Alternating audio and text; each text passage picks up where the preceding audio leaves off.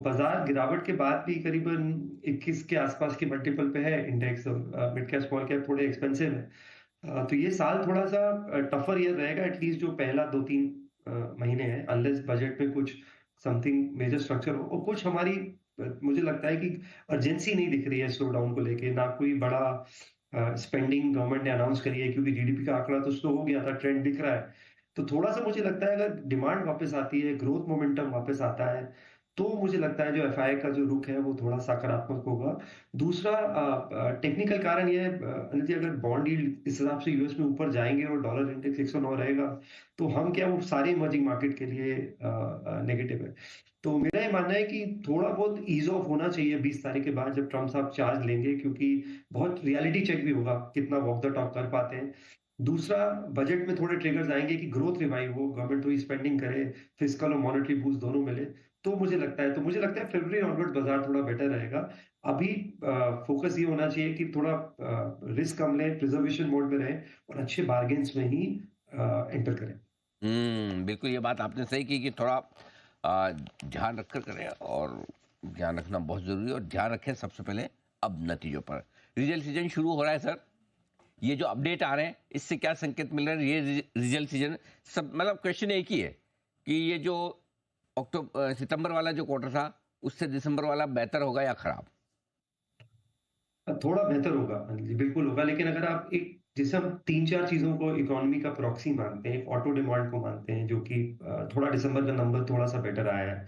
आप बैंक का लेकिन क्रेडिट अपडेट देखेंगे, सब बैंक्स का जो क्रेडिट ग्रोथ है वो सब ऑप्टिमल आया है, चाहे वो एचडीएफसी बैंक हो, आप बजाज फाइनेंस को छोड़ दीजिए और कुछ हद तक एक दो बैंक्स को छोड़ दीजिए, तो जो क्रेडिट ग्रोथ है, जो कि फिर से जीडीपी ग्रोथ का एक प्रॉक्सी माना जाता है, वो वो इतना अच्छा नहीं आया है। तो इस वजह से बैंक निफ्टी भी जो है वो प्रेशर में, बट वहां पे वैल्यूएशन बहुत रीजनेबल हो गए हैं। तो मुझे लगता है कि आईटी में नतीजे थोड़े से बेहतर आएंगे। वेज हाइक्स नहीं हुए हैं, डिले हुए हैं, एट्रिशन कम हुआ है, करेंसी का थोड़ा फायदा मिलेगा। और थोड़ा सा ओवरऑल सबने जो है गाइडेंस अगर उन्होंने मेंटेन करी, जो उन्होंने क्यू टू के बाद दी थी, क्यू थ्री थोड़ा सा सीजनली वीक होता है, तो गाइडेंस बहुत इंपॉर्टेंट रहेगी। तो आईटी बेहतर कर सकता है, बैंक्स को थोड़ा सा, स्पेशली जो अच्छे बैंक्स हैं वो बेहतर कर सकते हैं। थोड़ा सा प्रेशर रहेगा एफएमसीजी पे, हमने देखा ही है इन्फ्लेशन की वजह से। तो मेरे हिसाब से मिक्स नंबर्स रहेंगे, पर Q2 से बेहतर रहेंगे। लेकिन बाजार हमेशा फ्यूचर को डिस्काउंट करता है अनिल जी। तो जब उसने बैड न्यूज, जब बाजार में नंबर खराब नहीं आ रहे थे, तब बाजार गिरना शुरू हो गया था, कहीं ना कहीं उसे वो स्लो डाउन दिखना शुरू हो गया।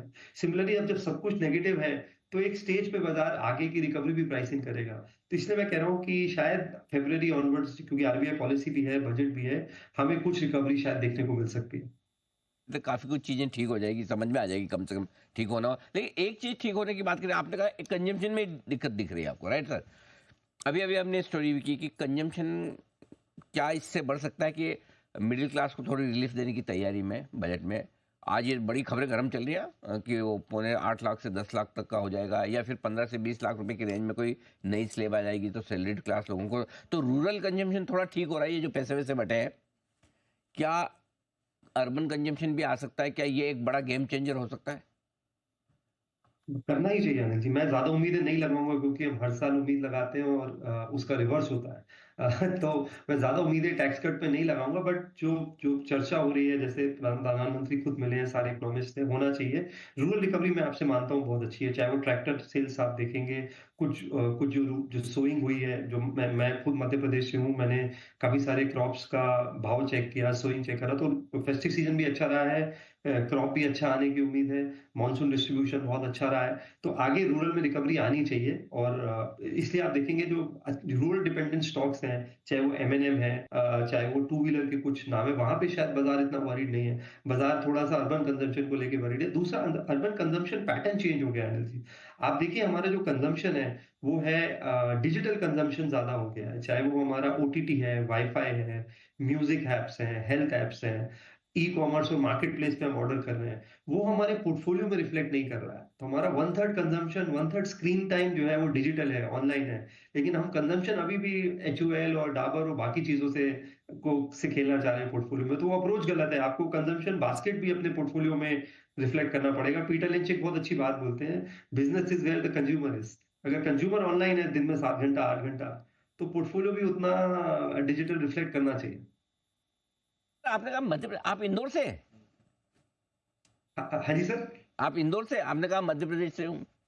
सर मैं एक छोटी सी जगह है सागर मध्य प्रदेश में, वहां का रहने वाला हूँ, और इंदौर से मैंने अपना एमबीए किया है, तो अरे इंदौर सर, में रहा हूँ मतलब हाँ, पोस्ट ग्रेजुएशन करिए। अरे सर, सागर के नाम में इतना विशाल है, सागर छोटी कैसे हो सकती है? और आज से जहाँ से आप निकले हो, अच्छा तो फिर ये बताइए सर, क्या फेवरेट क्या है फिर आपके लिए? बहुत कंफ्यूजन है, पोहे या फिर छोले भटूरे? सो अनिल जी, मेरे दोनों।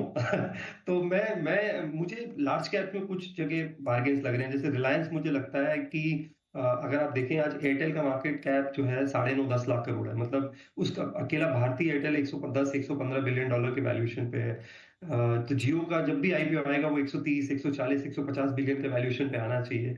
रिटेल उन्होंने 100 बिलियन पे किया था लास्ट राउंड जो रेट, तो न्यू बिजनेस ही 250 बिलियन डॉलर का है। अभी एनर्जी बिजनेस में उन्होंने इतना कैपेक्स किया है, उसको शायद बाजार इस भाव दे भी नहीं रहा है। और थोड़ा सा आपने देखा होगा स्टॉक में स्ट्रेंथ भी है इस पर्टिकुलर गिरावट पे। तो मुझे लगता है कि थोड़ा वैल्यू अनलॉकिंग, और बाजार का एक थोड़ा कंसर्न है कि कैपेक्स की वजह से डेट बढ़ रहा है। तो जैसे जैसे वैल्यू अनलॉकिंग होगी वो कंसर्न दूर होगा। कुछ ऑटो स्टॉक जैसे टाटा मोटर्स में बहुत ज्यादा करेक्शन आया है, लगभग 30% करेक्शन आया है। कुछ एक बैंक है जैसे आईसीआईसीआई बैंक अच्छे नंबरों के बावजूद गिर रहा है। इंडस्ट्री लीडिंग नंबर्स हैं, एसेट क्वालिटी कंट्रोल में है। तो कुछ लार्ज कैप में अच्छे पॉकेट हमें लगते हैं, और थोड़ा सा स्टॉक्स वाइज जाना पड़ेगा। एक मुझे लगता है कि डिफेंस और इंफ्रा में बड़े ऑर्डर्स अनाउंस होंगे अनिल जी, क्योंकि गवर्नमेंट ने काफी कम स्पेंड किया है। तो बड़े प्रोजेक्ट्स अनाउंस हो सकते हैं पावर में, डिफेंस में।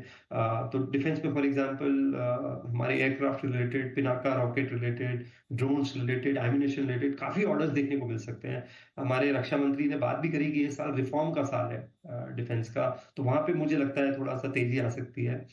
उसके अलावा मैंने एक रिसाइकलिंग थीम्स की आपसे कई बार चर्चा करी है, चाहे वो वाटर ट्रीटमेंट है, प्लास्टिक्स है, लेड है, एयर प्यूरिफिकेशन है। मुझे लगता है यहाँ पे बहुत बड़ी अपॉर्चुनिटी है। गवर्नमेंट का स्पेंड वाटर में लास्ट ईयर FY 24 की बात कर रहा हूँ, 1,20,000 करोड़ था। चाहे वो जल मिशन हो, चाहे नमामि गंगेज हो, ये सिर्फ गवर्नमेंट का बजट है, मैं प्राइवेट की बात भी नहीं कर रहा हूँ। तो यहाँ पे एक अपॉर्चुनिटी में दिखती है। तो थोड़ा सा मुझे लगता है ये साल थोड़ा टफ ईयर है, आपको थोड़ी मेहनत करनी पड़ेगी। रिटर्न बनेगा, थोड़ा कम बनेगा पिछले 2 सालों से, बट डबल डिजिट बन सकता है अगर आप मेहनत करेंगे तो।